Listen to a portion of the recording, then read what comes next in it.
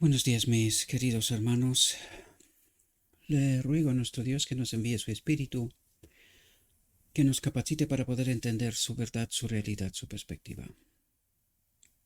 Hoy vamos a tratar de entender el tercer tema de esta serie, Cristo, el divino portador del pecado, que tiene como título la norma divina, o como subtítulo, si queremos, la norma divina. Sin embargo, antes de entrar en el tema, mis queridos hermanos, me gustaría que tratemos de entender, y voy a empezar como empecé en realidad la reflexión anterior, porque estamos asistiendo a los últimos momentos de esta tierra, ¿verdad? Lo hemos dicho en varias ocasiones, estamos en el tiempo de angustia y estamos asistiendo al mayor tiempo de confusión de toda la historia de la humanidad, ¿verdad? Y no es que no hayamos estado confundidos, ¿verdad? Porque en realidad eso es lo que estamos tratando de entender a través de lo escrito está una y otra vez. Pero se están levantando grandes cortinas de humo. El pueblo de Dios está dirigido y se le está dirigiendo la atención, ¿verdad?, por el enemigo de un evento a otro de tal manera que pierda su verdadera perspectiva, el horizonte correcto, ¿verdad? Os he traído un texto que es y que tiene relación con estos momentos, ¿verdad?, finales, y precisamente con lo que está pasando de verdad. Por esto quiero que le permitamos a Dios que nos ayude a enfocarnos en la auténtica perspectiva, en la auténtica realidad, en el auténtico horizonte, ¿verdad? Debemos de recordar que en el tiempo de angustia Jacob, que es el tipo, ¿verdad?, estaba orando por la bendición de Dios, que Dios le bendiga, ¿verdad? En la lucha con el ángel, con Cristo, es decir, le estaba pidiendo que sea bendecido. ¿Qué es lo que quiere decir en realidad? Esta bendición que pedía Jacob era que sea unido a él, ¿verdad? Que ponga su espíritu en él, ¿verdad? Este es el auténtico horizonte que el pueblo de Dios ha de tener hoy. Esto es lo que en realidad el enemigo está tratando de distraernos. El tema de hoy, la norma divina, nos atraerá la atención precisamente sobre este asunto, ¿verdad? Con mayor profundidad si cabe, aunque no paramos de hablar de este asunto una y otra vez en este ministerio, ¿no? Pero antes de entrar en nuestro tema, la norma divina, vamos a ver dos párrafos de un texto, lo he compartido hace 2 días, creo, con nuestros hermanos en el canal de Telegram, eh, a donde os invito, ¿verdad? Porque comparto materiales que no puedo hablar sobre ellas aquí, no porque no puedo, sino porque no quiero que estos materiales, porque bajo mi punto de vista tienen un alto valor, no desaparezcan de la red mientras la red esté, porque pronto van a desaparecer sí o sí. Y allí en el canal de Telegram pues tenéis la ocasión de ver más materiales que comparto con mis hermanos para que tengamos un horizonte más completo, más amplio, ¿verdad? Bien, vamos a ver cuáles son estos dos párrafos que quiero compartir con vosotros hoy y que nos tiene que dirigir la mirada hacia el horizonte correcto, ¿verdad? Son dos párrafos de profetas y reyes, perdón, y dice así: en el espíritu y poder de Elías. Es un capítulo en realidad, pero aquí simplemente he extraído dos párrafos porque son lo que realmente resumen una realidad. Dice: a través de los largos siglos transcurridos desde el tiempo de Elías, el relato de su vida y de su obra comunicó a nosotros inspiración y valor a aquellos que fueron llamados a ponerse de parte de la justicia, de parte de Dios. Dios es la justicia, ¿verdad? En medio de la apostasía. Y en realidad, el propósito de este ministerio es precisamente que cuantos más seamos queridos, porque los que fueron llamados a ponerse de parte de la justicia en medio de la apostasía son los 144,000 queridos. Estos 144,000 en medio de la apostasía glorificarán a Dios, se pondrán de parte de la justicia, de parte de Dios, revelando la verdad, revelando lo que está pasando, para que cuantos más de nosotros seamos despiertos. Porque el enemigo, está levantando grandes cortinas de humo, ¿verdad? Pasamos de una enfermedad a la guerra, pronto pasemos de la guerra a otros asuntos, transhumanismo, ¿verdad? Nanotecnología y un montón de otras cuestiones que no puedo detallar, ¿verdad? Porque si no borrarían estos materiales de la red. Pero en el canal de Telegram, como os dije antes, compartimos estos materiales para que podamos entender toda esta profunda realidad. Por lo tanto, Dios trata de levantar, ¿verdad?, a los 144,000, precisamente para revelar la apostasía que está en el medio del pueblo de Dios. ¿Para qué fue llamado Elías? ¿Para qué Elías al final del tiempo y Juan el Bautista están llamados? Es decir, este mensaje potente ha de sonar hoy. ¿Por qué? Porque Elías revela la apostasía y Juan el Bautista prepara el camino para la venida de Cristo. Y este es el mensaje en potencia que ha de ser proclamado hoy.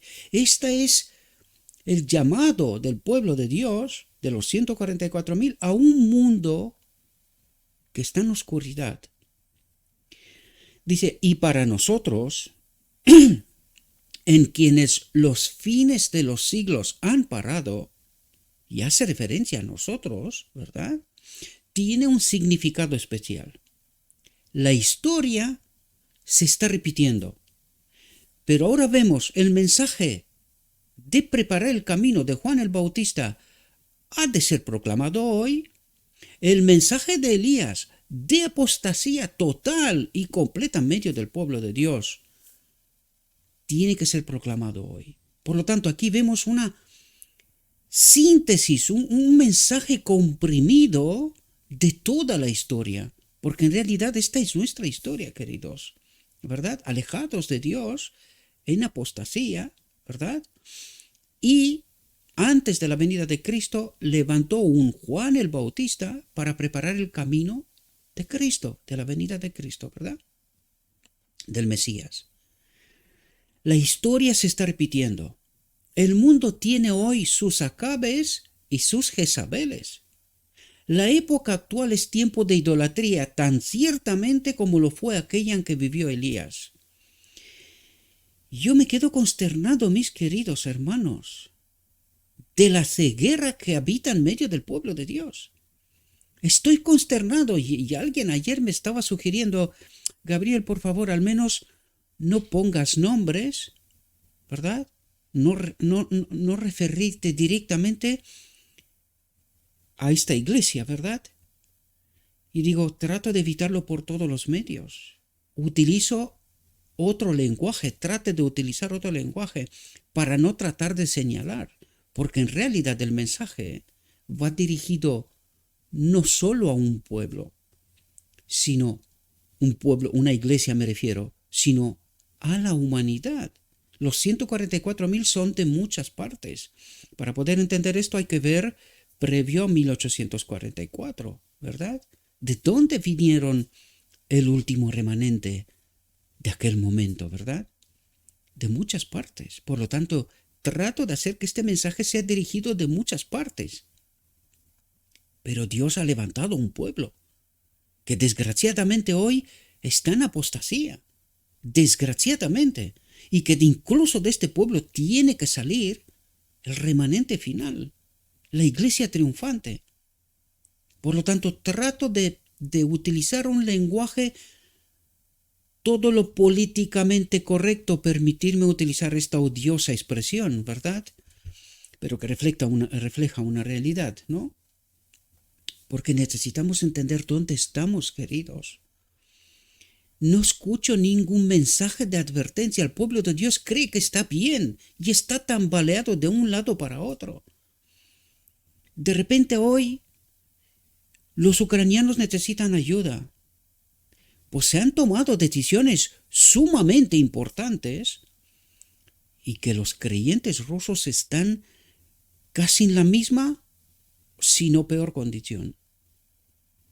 ¿Y qué pasa? ¿Ellos necesitan nuestra ayuda? Han sido expulsados de todo el sistema económico monetario del mundo. Es decir, se han quedado sin dinero, no importa cuánto tienes en tu banco. No te sirve. No te sirve. Ellos también necesitan ayuda. Ahora, lo que nosotros necesitamos entender, de fondo, ¿quién está manejando la escena del mundo? ¿Quiénes son unos y otros? Porque en realidad son un todo. Es un teatro manejado por el enemigo de Dios. Y el pueblo de Dios hoy tiene que ser despierto. Tiene que ser despierto. Y no estar manejados, queridos, de un lado para otro. Sino que tenemos que orar en el tiempo de angustia. Todos. Porque la solución no es tan porque nosotros enviamos no sé qué ayudas y no sé qué cosas. La solución está en Dios. Por eso decíamos, hágase tu voluntad, Padre, porque Él tiene potestad para proteger a su pueblo. Miren a Elías. Querían matarlo. Querían matarlo. Después de despertar un pueblo de la apostasía, mataron a los profetas de Baal, es decir, a los maestros apostasiados. Los mataron. Y luego van a por Elías. ¿Instigados por quién? Por estas marionetas que están en el poder, pero que detrás de ellos está el enemigo de las almas. ¿Verdad? Y el pueblo, en lugar de ser agradecido porque Elías les ha despertado de la apostasía, acto seguido vuelve a perseguir al profeta, vuelven a caer en la apostasía. Y desgraciadamente no entendemos nada de la historia, queridos. No entendemos nada de la historia. Una y otra vez estamos cayendo en las mismas trampas del enemigo. Por eso necesitamos ser despertados, queridos. Pedirle a Dios que Él nos bendiga. Sin su bendición no hay salvación. Y si su Espíritu nos acompaña, 10,000 caerán, pero a nosotros no nos tocarán. Da igual pase lo que pase. Allí debemos de depositar nuestra confianza. Y el enemigo precisamente esto es lo que quiere hacer, que nuestro horizonte sea hoy uno, mañana otro, pero que nunca sea el horizonte correcto. Que no le permitamos a Dios que actúe en nuestra vida, ¿verdad? La época actual es tiempo de idolatría tan ciertamente como lo fue aquella en la que vivió Elías. Tal vez no se vean santuarios materiales, ni haya imágenes en que se detengan los ojos, y sin embargo millares van en pos de los dioses de este mundo. Las riquezas, la fama, el placer, las fábulas agradables contadas por sus maestros, ¿verdad? Que permiten al hombre que siga las inclinaciones del corazón irregenerado, que no está unido a Dios. Multitudes tienen un concepto erróneo de Dios. Y esto es la clave, por eso os lo he dicho una y otra vez. Y hoy lo veremos, queridos, a través de nuestro tema. ¿Por qué no experimentamos a Cristo? Porque estamos en apostasía, porque la dichosa doctrina de la Trinidad nos tiene alejados del Espíritu de Dios bajo un engaño tan tremendo, que Dios no puede actuar. Y esta es la obra que el enemigo está haciendo precisamente, porque él sí sabe cuando Dios sí puede y cuando Dios no puede actuar. Las riquezas, la fama, el placer, las fábulas agradables que permite al hombre que siga las inclinaciones del corazón irregenerado, multitudes tienen un concepto erróneo de Dios y de sus atributos y están tan ciertamente sirviendo a un Dios falso. Y el cristianismo no se pregunta, pero ¿cómo es esto posible? ¿Cómo es esto posible? Como lo servían los adoradores de Baal. Y aquí está hablando de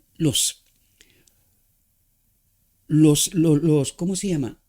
Los sacerdotes de Baal, en la historia del pueblo de Israel, eran los sacerdotes en apostasía. Servían a Baal, ¿verdad? A un falso Dios, pero está hablando del pueblo de Dios. No está hablando de otros pueblos paganos. No, no, no. En medio del pueblo de Dios, los maestres estaban adorando a Baal y ni siquiera lo sabían. Y esta historia a nosotros no nos cuenta nada. Nuestros maestros nos cuentan paz y seguridad. Nosotros estamos bien. Tenemos la verdad. Y dice, la historia se está repitiendo. ¿Con quién? Con nosotros. La misma historia. ¿Y cómo que el pueblo no entiende? ¿Cómo está pasando esto? Y el pueblo no entiende. Multitudes tienen un concepto erróneo de Dios, ¿verdad? Y de sus atributos y están tan ciertamente sirviendo a un Dios falso como lo servían los adoradores de Baal. Y el pueblo no se pregunta, ¿pero cómo es esto posible? Aún muchos de los que se llaman cristianos se han aliado con las influencias inalterablemente opuestas a Dios y su verdad. Así se han inducido a apartarse de lo divino, del espíritu, y a exaltar lo humano, a los maestros. Nada más el sábado mismo escuchaba yo a un hombre mayor, ante una exposición de un hombre, diciendo, ¿cómo sabe? ¿Qué preparado? ¿Cómo se nota que toda su vida estaba preparado? Y yo me estaba callando. Digo, ¿dónde ve este hombre tanta luz después de casi toda su vida en la iglesia? ¿Dónde ve tanta luz? Porque no había tanta. No había tanta. ¿Verdad? Qué pena, ¿verdad? Qué pena. El espíritu que prevalece en nuestro tiempo es de incredulidad y apostasía. Y el pueblo no se pregunta, ¿pero cómo es esto posible? ¿Por qué me está diciendo Dios que esto está ocurriendo hoy en la última generación y nosotros no la vemos por ninguna parte? Adulando a nuestros maestros. ¿Cómo está de preparado? ¿Qué bien está hablando? ¿Pero qué está hablando? ¿Qué está hablando? Y no se hace la pregunta, ¿verdad? Incredulidad y apostasía. ¿Y dónde está? Porque el pueblo no la ve, ¿verdad? Es un espíritu que se cree iluminado por el conocimiento de la verdad, cuando no es sino la más ciega presunción. Pero el pueblo no ve. Y no se hace la pregunta, ¿por qué? ¿Por qué no vemos? ¿Por qué Dios nos dice lo que nos dice y nosotros no vemos? Estamos separados de Dios, queridos. Su espíritu no nos acompaña porque estamos creyendo apostasía. Desgraciadamente, se exaltan las teorías humanas y se les hace reemplazar a Dios y a su ley. Y esta es la idolatría del medio del pueblo de Dios, queridos. Esto es lo que está pasando de tanto tiempo, desde hace tanto tiempo. Satanás tienta a los hombres y mujeres a desobedecer al prometerles que en la desobediencia hallarán una libertad que los hará como dioses. ¿Y cuál es el mensaje del pueblo de Dios hoy? Pecamos hasta que Cristo viene. Y creen que están en obediencia, que están adorando a Dios. Satanás tienta a los hombres y mujeres a desobedecer. Pecamos hasta que Cristo viene, al prometerles que en la desobediencia hallarán una libertad que los hará como dioses. Y el pueblo no ve y no entiende. Se manifiesta un espíritu de oposición a la sencilla palabra de Dios. Alguien viene y trata de despertar el pueblo y el pueblo dice, no, esto no es. Nuestros maestros saben qué preparados están. ¿Verdad? Un espíritu de oposición a la sencilla palabra de Dios. Un ensalzamiento idólatra de la sabiduría humana sobre la revelación divina. ¿Cómo saben? ¿Qué preparado está? ¿Cómo se ve que ha estudiado toda su vida? Y yo me estaba preguntando, ¿y dónde está la luz? ¿Dónde ve este hombre la luz? ¿Qué está diciendo nuevo hoy? Porque llevamos estas verdades toda nuestra vida. Y dice que la luz va en aumento. Y digo, ¿y dónde está la luz? Cuando traté de apuntar, digo, pero está pasando por alto estos eventos. Dice, no, ha hablado de ello. Me he callado. Digo, si estás contento, es tu elección, porque yo no puedo actuar la conciencia de nadie. Solo puedo presentar la verdad. Cada uno tiene que tomar acción y ver dónde está de verdad. Pero si el pueblo está contento y está un ensalzamiento idólatra de la sabiduría humana sobre la revelación divina. Dios trata de advertir al pueblo, pero el pueblo ya tiene su maestro, ya tiene la sabiduría humana, ya sabe la verdad, no necesita más verdad, desgraciadamente, ¿verdad? Los hombres permiten que sus mentes se llenen a tal punto de oscuridad y confusión por la conformidad con las costumbres e influencias humanas.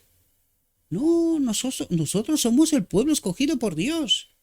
Y lo que nosotros estamos haciendo es adorando al verdadero Dios y tenemos la verdad. No hay más verdad. No necesitamos más verdad. Ya la tenemos.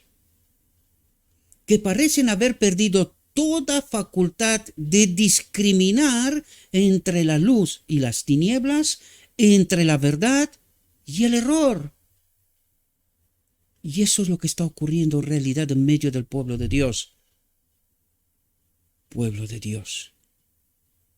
Se han alejado tanto del camino recto que consideran las opiniones de algunos así llamados filósofos como más fidedignas que las verdades de la Biblia.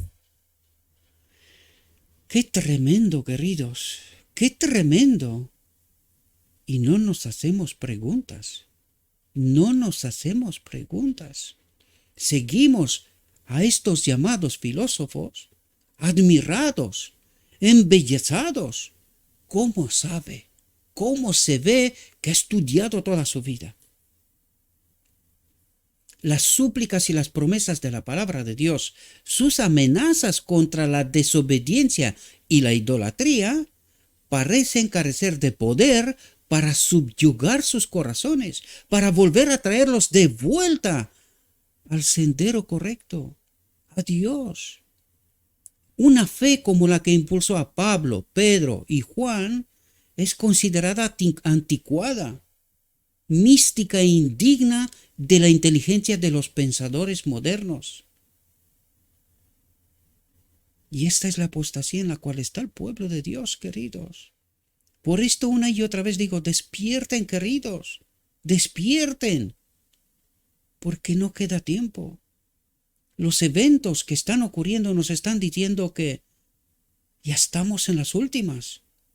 Los que entienden, los que están unidos a Dios, los que están unidos al Espíritu, entienden alzan la voz, queridos. No se callan, porque hay un mundo que perece en oscuridad, en desconocimiento, en idolatría y apostasía. Y ahora entremos en nuestra reflexión. Tratemos de entender cuál es el llamado de Dios, queridos. ¿Cuál es el llamado de Dios? Los mandamientos de Dios son abarcantes y de gran amplitud. En unas pocas palabras, despliegan todo el deber del hombre. Amarás al Señor tu Dios con todo tu corazón y con toda tu alma y con toda tu mente y con todas tus fuerzas. Amarás a tu prójimo como a ti mismo. La longitud y la anchura, la profundidad y la altura de la ley están abarcadas en esas palabras. Pues Pablo declara, el cumplimiento de la ley es el amor, es el Espíritu de Dios en nosotros, ¿verdad? El cumplimiento de la ley es el amor. ¿Y quién es amor? Dios. Dios en nosotros es el cumplimiento de la ley. Esto es lo que Pablo trata de explicarnos. Esto es lo que vamos a entender hoy, queridos. Dice, la única definición que encontramos en la Biblia para el pecado es que pecado es separación del Padre, infracción de la ley. Separación, ¿quién es la ley? El Padre, su carácter, su pensamiento. Pecado es separación de Dios, del Padre, de la ley. Lenguaje del cielo, queridos, que solo con la presencia del Espíritu se puede entender. Por eso estamos tan tambaleados de un lado para otro y no entendemos, queridos, no entendemos. Seguimos dormidos creyendo adorar a Dios, pero no entendiendo su palabra, no comprendiendo su mensaje en toda su profundidad. Declara la palabra de Dios. Y atentos, para que entendáis que lo que os acabo de decir es verdad.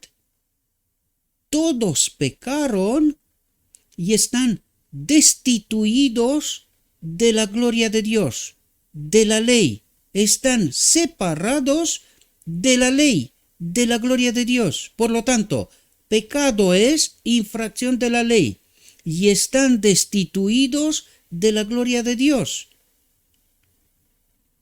Se nos da la palabra y la llave. ¿Por qué no la entendemos? ¿Verdad? No hay quien haga lo bueno. No hay ni siquiera uno. ¿Por qué? Porque estamos destituidos del Espíritu de Dios. ¿Qué pedía Jacob en la noche de angustia? Que sea bendecido. ¿Qué es lo que quería decir? Quiero ser un invitado a tu boda, a la boda del Cordero, porque quiero que pongas tu espíritu en mí. Estoy harto de este mundo. Estoy harto de este mundo. Quiero ir contigo. Quiero que pongas tu espíritu en mí, ¿verdad? Y que endereces mis caminos.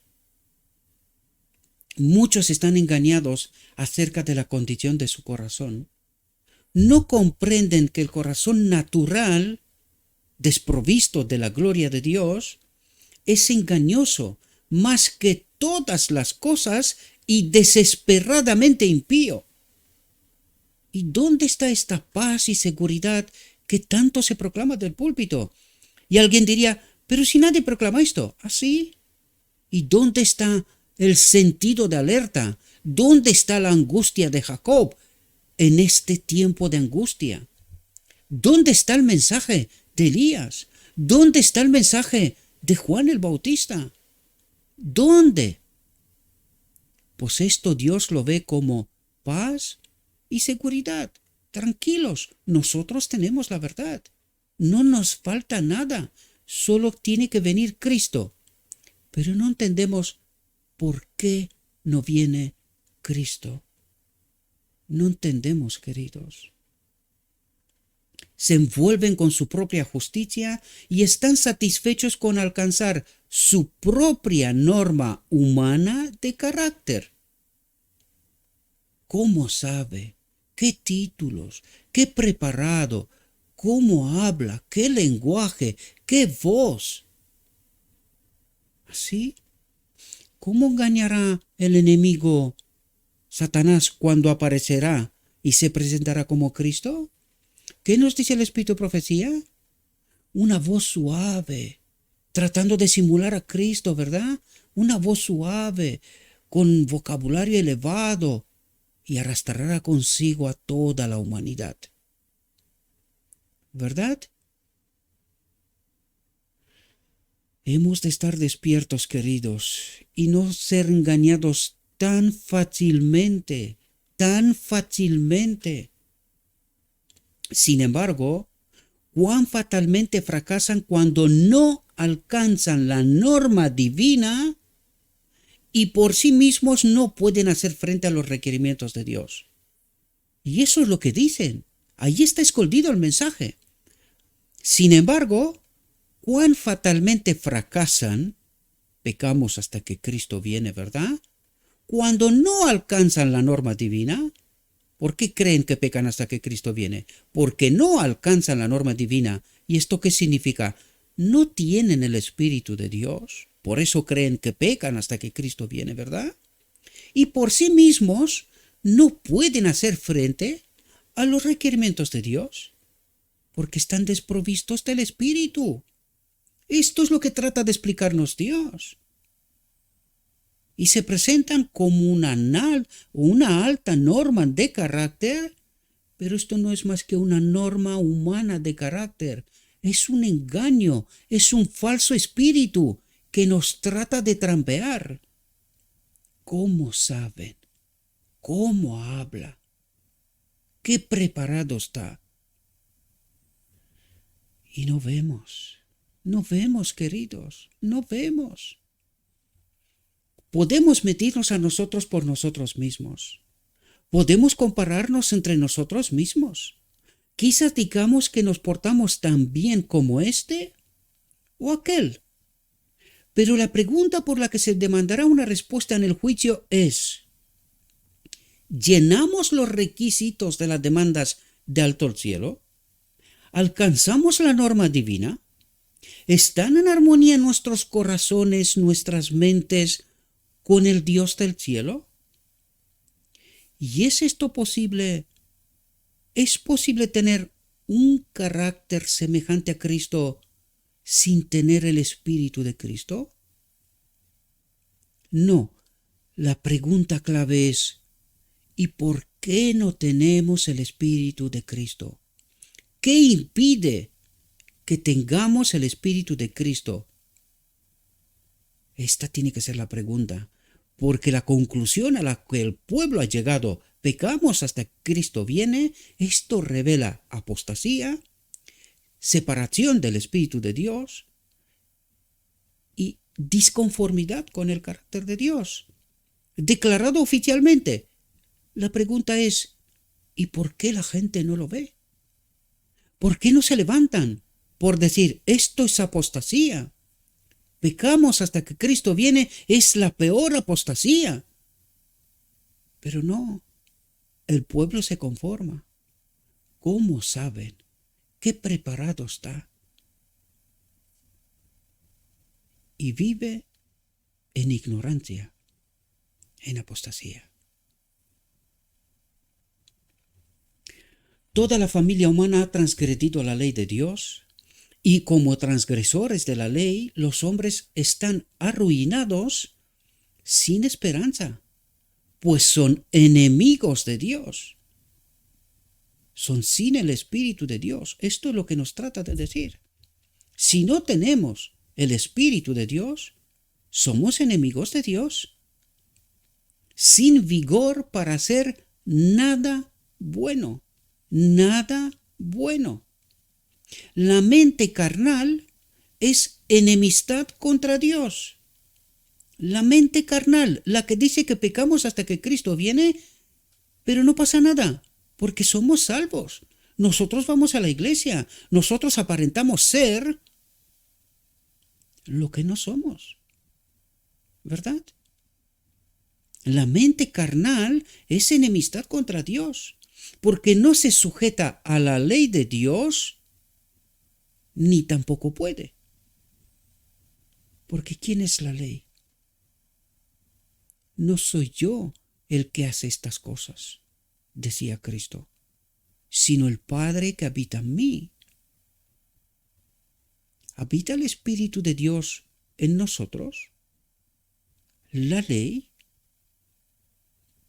mirándose en el espejo moral, la santa ley de Dios, el hombre se ve a sí mismo como pecador y está convencido de su mala condición, de su condenación sin esperanza bajo el justo castigo de la ley. Pero no ha sido dejado en una condición de sufrimiento sin esperanza en que lo haya asumido el pecado, pues aquel que era igual a Dios ofreció su vida en el Calvario a fin de salvar al transgresor de la ruina. De tal manera amó Dios al mundo que ha dado a su Hijo unigénito para que todo aquel que en él cree no se pierda, mas tenga vida eterna. Nuestro sacrificio expiatorio. Jesús era la majestad del cielo. Y recuerden que está hablando al pasado, queridos. Era la majestad del cielo. El amado comandante de los ángeles, quienes se complacían hacer la voluntad de él, era uno con Dios en el seno del Padre, y sin embargo no pensó que era algo deseable ser igual a Dios mientras el hombre estuviera perdido en el pecado y la desgracia. Descendió de su trono, dejó la corona y el cetro reales y revistió su divinidad con humanidad. Revistió al Padre que habitaba en él con la humanidad de Cristo. Se humilló a sí mismo hasta la muerte de cruz para que el hombre pudiera ser exaltado a un sitial con Cristo en su trono. En él tenemos una ofrenda completa, un sacrificio infinito, un poderoso Salvador que puede salvar hasta lo último a todos los que vienen a Dios por medio de él. Con amor viene a revelar al Padre. Con amor viene a la tierra a revelar al Padre, del cual nos separamos, del cual desconfiamos, ¿verdad? A reconciliar al hombre con Dios, el único Dios verdadero, a hacerlo una nueva criatura renovada de acuerdo con la imagen de aquel que lo creó. Jesús es nuestro sacrificio expiatorio. No podemos hacer expiación por nosotros mismos, pero por fe podemos aceptar la expiación que ha sido hecha, porque también Cristo padeció una sola vez por los pecados, el justo por los injustos, para llevarnos a Dios. Fuisteis rescatados no con cosas corruptibles, sino con la sangre preciosa de Cristo, como de un cordero sin mancha y sin contaminación. Nuestro Redentor colocó la redención a nuestro alcance mediante su sacrificio infinito en la encarnación y su inexpresable sufrimiento en su vida hasta la cruz, el sendero ensangrentado, ¿verdad?, del Cordero de Dios. Sin honra y desconocido estuvo en este mundo a fin de que, mediante su condescendencia y humillación maravillosas, pudiera exaltar al hombre para que éste recibiera honores eternos y gozos inmortales en los atrios del cielo. Durante los 30 años de vida de Cristo en la tierra, su corazón, su mente, fue atormentado con angustia indecible. La senda desde el establo hasta el Calvario, la senda ensangrentada, ¿verdad?, desde el establo hasta el Calvario, fue ensombrecida por sufrimiento y pesar. Fue varón de dolores, experimentado en quebrantos, que soportó tales pesares que ningún lenguaje humano puede describir. Podría haber dicho en verdad: mirad y ved si hay dolor como mi dolor. Aunque aborrecía el pecado con perfecto odio, con perfecta separación, eso es lo que trata de decir cuando habla de odio, separación, con una perfecta separación, ¿verdad? Aborreció el pecado con una perfecta separación, es decir, él nunca pecó, acumuló sobre su alma los pecados de todo el mundo. Inmaculado, llevó los pecados de los culpables. Inocente, se ofreció sin embargo como sustituto por los transgresores. El peso de la culpabilidad de todos los pecados cargó sobre el alma divina del Redentor del mundo. Los malos pensamientos, las malas palabras, los malos actos de cada hijo e hija de Adán demandaron una paga que recayó sobre Cristo, pues se había convertido en el sustituto del hombre. Aunque no era suya la culpa del pecado, su espíritu, el Padre en él, fue desgarrado y magullado por las transgresiones de los hombres. Y en la cruz, el espíritu se separó de él. La presencia del Padre se separó de Cristo. Y aquel que no conoció pecado, llegó a ser pecado por nosotros para que pudiéramos ser justicia del Padre, de Dios en él. Nuestro divino sustituto desnudó voluntariamente su alma. Nos está hablando de la encarnación, ¿verdad? Desnudó voluntariamente su alma ante la espada de la justicia para que no perezcamos, sino que tengamos vida eterna. Esto pasó en la encarnación, queridos. Dijo Cristo, pongo mi vida donde en el Padre para volverla a tomar cuando después de la resurrección, ¿verdad? Nadie me la quita, sino que yo de mí mismo la pongo. Tengo poder para ponerla y tengo poder para volverla a tomar. ¿Por qué? Porque Él nunca se separó del Padre. Él y el Padre son una, y es así como necesitamos entender esta declaración. No había hombre en la tierra ni ángel en el cielo que pudiera haber pagado el castigo de los pecados. Jesús era el único que podía salvar al hombre rebelde. En él se combinaban el Padre y la humanidad y el hombre Cristo Jesús. Y eso fue lo que dio eficiencia a la ofrenda en la cruz del Calvario. Y eso fue lo que dio eficiencia a la ofrenda en la cruz del Calvario. La misericordia y la verdad se encontraron en la cruz, la justicia y la paz se besaron. Cuando el pecador contempla al Salvador que muere en el Calvario y comprende que el doliente es divino, se pregunta por qué fue hecho ese gran sacrificio, y la cruz señala la santa ley de Dios que ha sido transgredida.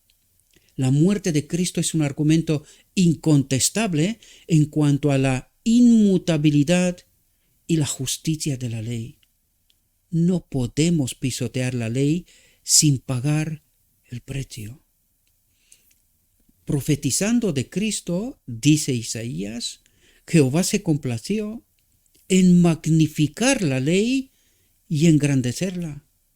Padre, he glorificado tu nombre, la ley. Jehová se complació en magnificar la ley y engrandecerla. La ley no tiene poder para perdonar al transgresor. La ley no tiene poder para perdonar al transgresor. Su oficio es señalarle sus defectos para que pueda comprender su necesidad de aquel que es poderoso para salvar. Su necesidad de aquel que se convertirá en su sustituto, su garantía, su justicia. Jesús llena las necesidades del pecador, pues ha tomado sobre sí los pecados del transgresor. El herido fue por nuestras rebeliones, molido por nuestros pecados. El castigo de nuestra paz fue sobre él, y por su llaga fuimos nosotros curados. El Señor podría haber extirpado al pecador y haberlo destruido completamente, es decir, dejado que desaparezca. Pero eligió el plan más costoso.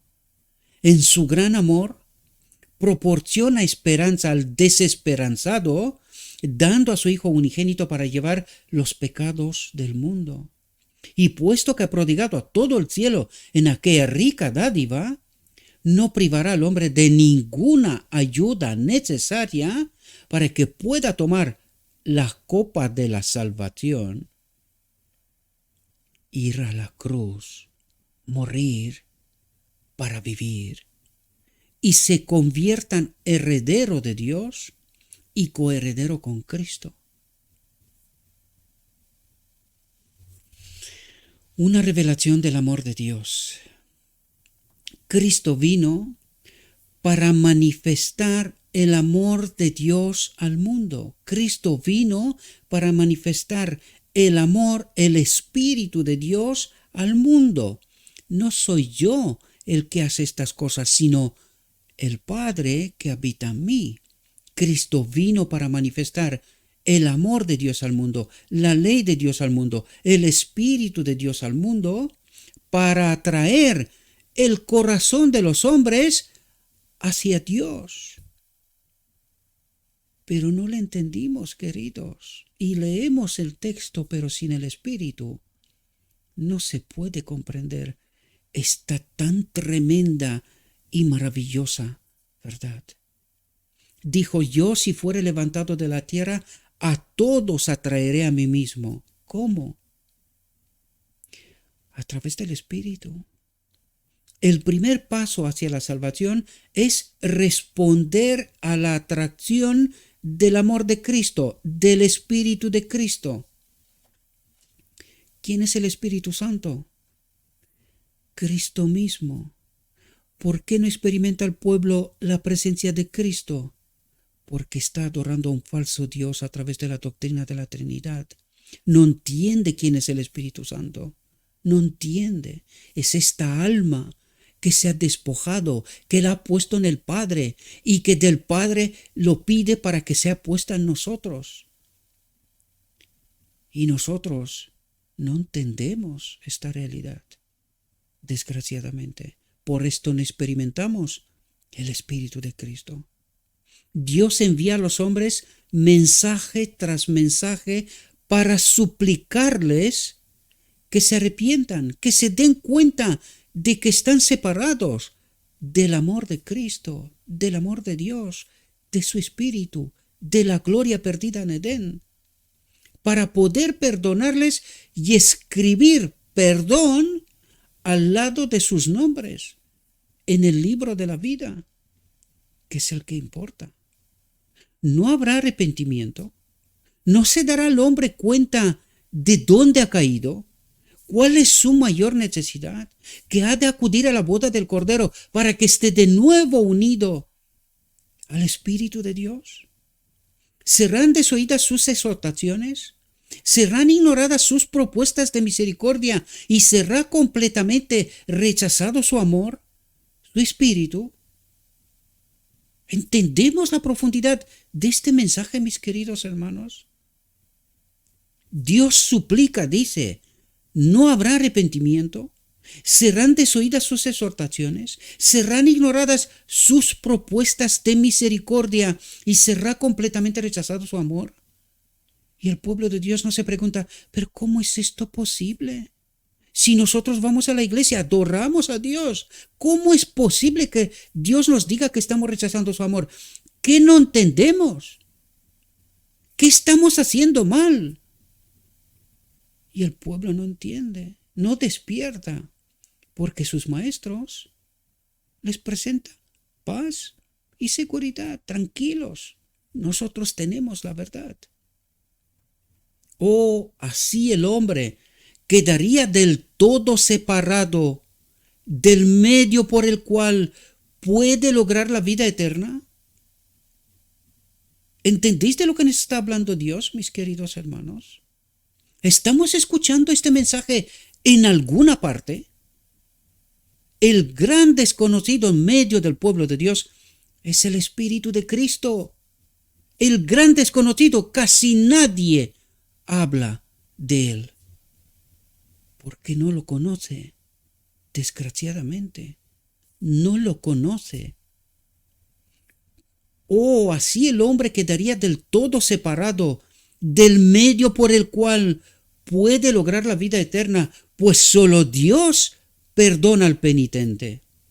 Mediante la manifestación de su amor, de su espíritu, mediante los ruegos de su espíritu, invita fervientemente a los hombres a que se arrepientan, que se acuerden de dónde han caído, pues el arrepentimiento es don de Dios, y a quienes Él perdona los hace arrepentirse previamente. Pero no entendemos por qué nos pasa esto, por qué no nos pasa esto, por qué no nos arrepentimos, dónde está el problema. Y enseguida lo veremos, queridos, enseguida lo veremos. El hombre disfruta del gozo más dulce debido a su sincero arrepentimiento ante Dios por la transgresión de su ley y debido a la fe en Cristo como el Redentor y abogado de los pecadores. Pero desgraciadamente, el pueblo de Dios cree que peca hasta que Cristo viene. ¿Y dónde está entonces el arrepentimiento? ¿Entiende el hombre cuál es su real condición? ¿O vive una distopía, un engaño? Mientras cree ser salvo, mientras cree adorar al verdadero Dios, está en la más cruel apostasía e idolatría y no comprende, desgraciadamente. Cristo atrae a los hombres. ¿Quién? Cristo. ¿Cuál Cristo? Su espíritu, queridos, su espíritu. El gran incomprendido, el gran olvidado. Cristo atrae a los hombres mediante la manifestación de su espíritu, de su amor, para que puedan comprender el gozo del perdón, la paz de Dios. Si responden a su atracción, entregando su corazón, su mente a la gracia divina, a la presencia divina, ¿verdad? Los guiará paso tras paso, atentos, la clave, a un conocimiento pleno de Dios, sabiendo bien quién es Dios, y no adorando la doctrina de la Trinidad, la demostración de la apostasía de este pueblo, desconociendo al auténtico Dios. Y esto es vida eterna. ¿Por qué se perderán? ¿Por qué se perderá la mayoría? Porque están desprovistos de este conocimiento pleno de Dios. ¿Quién es su Dios? ¿A quién está adorando en verdad? Y por esto están desprovistos de la vida eterna. Perecerán. Cristo vino a revelar la justicia y el amor de Dios. La ley, su espíritu en nosotros, ¿verdad? Cristo vino a revelar la justicia y el amor de Dios. No soy yo el que hace estas cosas, sino el Padre que habita en mí. Al pecador para que el Salvador diera a Israel de todos los tiempos arrepentimiento, que se acuerde de dónde ha caído, y remisión de pecados, olvido, borrando todos los pecados, debido a la obra de Cristo, el sacrificio supremo de Cristo.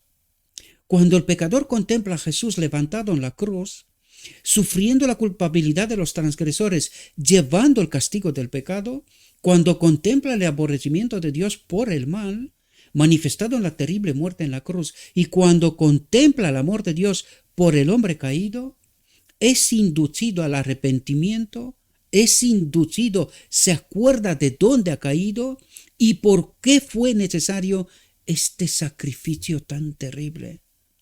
Es inducido al arrepentimiento hacia Dios debido a la transgresión de la ley que es santa, justa y buena, y no como dijo el enemigo, que no es buena.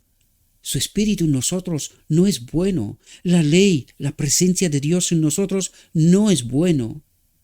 Él ejerce fe en Cristo porque el divino Salvador ha llegado a ser su sustituto, su garantía y abogado. Aquel en quien se centraliza su misma vida. Aquel en quien se centraliza su misma vida. Y no en ellos mismos. Nosotros tenemos la verdad. Dios puede mostrar su misericordia y verdad al pecador arrepentido y puede conferirle su perdón y su espíritu y su amor.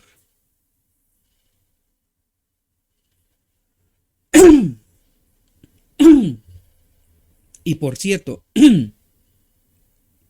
lo que está diciendo aquí está hablando precisamente de la boda del Cordero, porque es ahí donde Dios puede mostrar su misericordia y verdad al pecador arrepentido que se ha acordado de dónde ha caído y le pide a Dios lo mismo que Jacobo en el tiempo de angustia: bendíceme, ponme tu espíritu en este templo, pon tu espíritu en mi templo, para que mi sendero sea corregido según tu santa voluntad. Y dice, Dios puede mostrar su misericordia y verdad al pecador arrepentido y puede conferirle su perdón y su amor en la boda del Cordero, donde recibiremos la aprobación de Dios porque hemos vivido, hemos caminado con Cristo a un pleno conocimiento de Dios, de su obra, del gran sacrificio, de todo cuanto ha hecho y sigue haciendo por su creación. Pero Satanás no permitirá que un alma se escape de la cautividad del pecado si puede evitarlo de alguna manera. Y de eso os estaba hablando al principio, mis queridos hermanos. El enemigo está tratando de confundirnos, de cambiar nuestro horizonte real por cortinas de humo, por horizontes falsos, ¿verdad? Aunque todo el cielo ha sido prodigado en una rica dádiva, pues cuando Dios dio a su Hijo, dio el don más precioso del cielo, y los tesoros del cielo están a nuestra disposición, y los tesoros del cielo están a nuestra disposición. ¿De qué nos habla Cristo? ¿De qué nos habla, mis hermanos? De que Cristo se ha despojado de su alma, la ha puesto en el Padre, y este Espíritu lo ha pedido para nosotros. Y esto está hablando, pues cuando Dios dio a su Hijo, dio el don más precioso del cielo, y los tesoros del cielo, su Espíritu, están a nuestra disposición. Es Cristo en el Espíritu Santo. Este es el Espíritu Santo, Cristo, su alma despojada, que la pongo en el Padre y yo la tengo poder para tomarlo de nuevo y darlo a quien quiero. Esto es lo que está diciendo Cristo en el Evangelio. Pero no entendemos, porque el enemigo nos ha engañado, ¿verdad? Sin embargo, el enemigo tratará de hacer creer al alma arrepentida que Dios es duro e inexorable, que no está dispuesto a perdonar al transgresor, cuando es una gran falsedad. Es una gran falsedad. En diferentes oportunidades me han llegado cartas de personas que estaban desesperadas por sus pecados. Varias me han escrito: temo estar más allá de la posibilidad de toda ayuda. ¿Hay alguna esperanza para mí? Para esas pobres almas ha sido dado el mensaje. Atentos, queridos. Confiad en Dios. El Padre tiene pan suficiente y sobrante. Tiene sacrificio suficiente y sobrante. Tiene Cristo perdón de pecados suficiente y sobrante. Puede perdonar el pecado más horroroso que haya existido nunca. Levantaos e id a vuestro Padre. Él saldrá a vuestro encuentro cuando aún estéis lejos. La parábola del Hijo Pródigo, ¿verdad? Os dará su amor, su espíritu y su compasión, su presencia continua, eterna, ¿verdad? Cuando el enemigo invada como inundación y procure abrumaros con el pensamiento de vuestros pecados, decidle, sé que soy pecador. Si no fuera, no podría ir al Salvador, pues él dice, no he venido a llamar a justos sino a pecadores. Y porque soy pecador, tengo derecho a ir a Cristo. Soy pecaminoso y estoy manchado, pero Cristo sufrió la humillación y la muerte y extinguió la maldición que me corresponde. Vengo, creo, demando la segura promesa divina.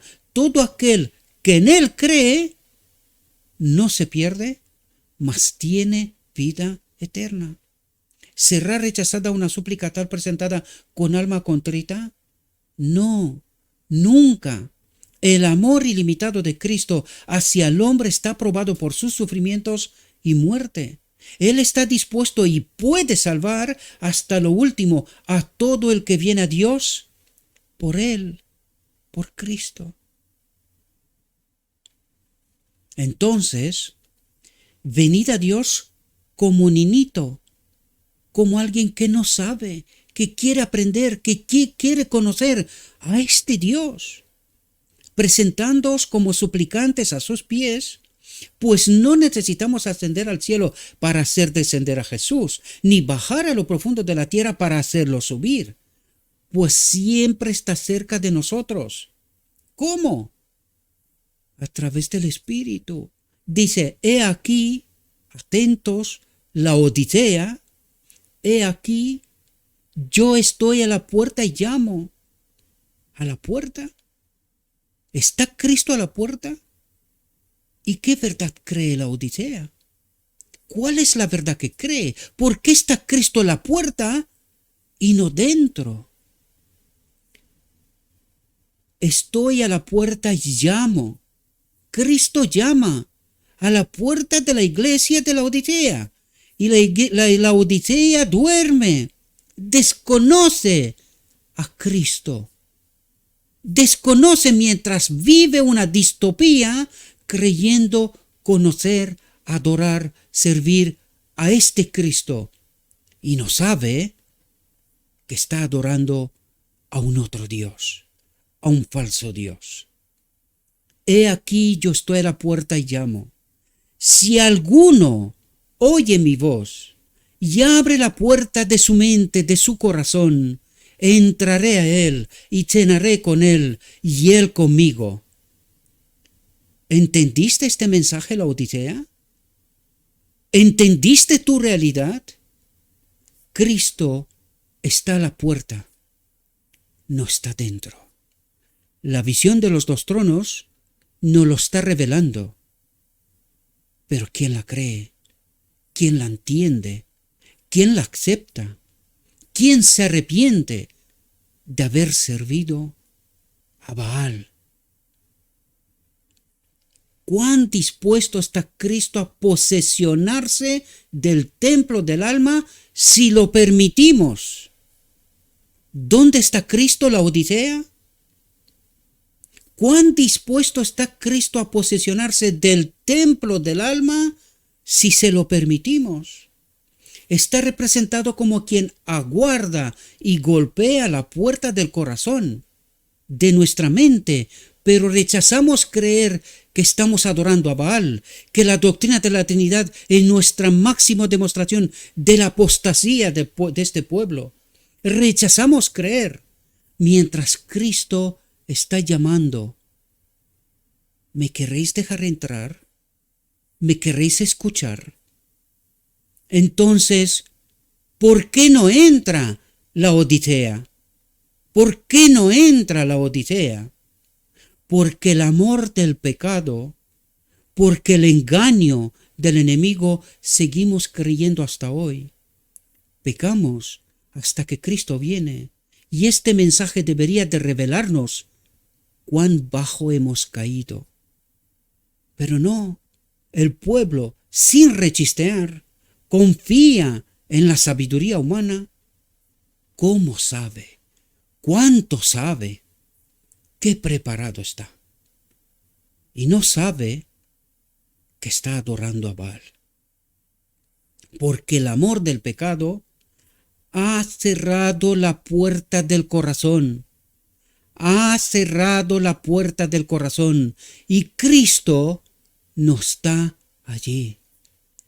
Tan pronto como consintamos en renunciar al pecado, en dejar de creer que pecamos hasta que Cristo viene, a reconocer nuestra culpabilidad, nuestra apostasía, se quitará la barrera que separa al alma del Salvador.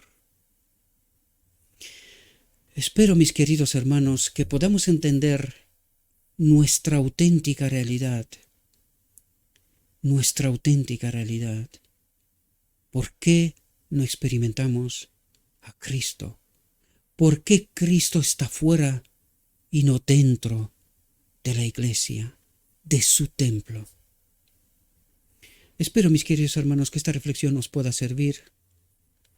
Le ruego a nuestro Dios que nos ayude en nuestro estudio personal. Yo os ruego con toda mi alma, mis queridos hermanos, traten de entender. Yo quiero ayudaros. Soy como un indicador en la autovía. Pero si no recorréis la autovía, la Biblia y el espíritu de profecía, como para comprender la auténtica realidad, la auténtica perspectiva, el auténtico horizonte de Dios, queridos hermanos, pereceremos. Separados de Dios, no hay vida, no hay eternidad. Y para estar unidos a Dios, hemos de aceptar al verdadero Cristo, que está fuera y no dentro de su templo. Le ruego a nuestro Dios que nos envíe su Espíritu, que nos ayude a comprender su verdad. Y os deseo, mis queridos hermanos, que tengáis un próspero día y que en todo lo que os he dicho, os lo he dicho en nombre de Cristo Jesús. Amén.